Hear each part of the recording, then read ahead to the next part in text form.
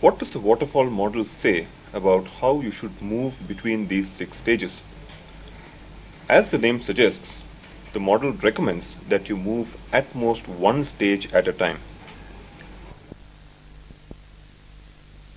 That is, if you are in the design stage, you move either forward to coding or backwards to requirements analysis. If you are in requirements analysis, the model advises you not to start coding till you complete requirements analysis and enter design. It also advises you not to return to requirements analysis once you are in coding. Most real projects, however, would find these recommendations to be too rigid.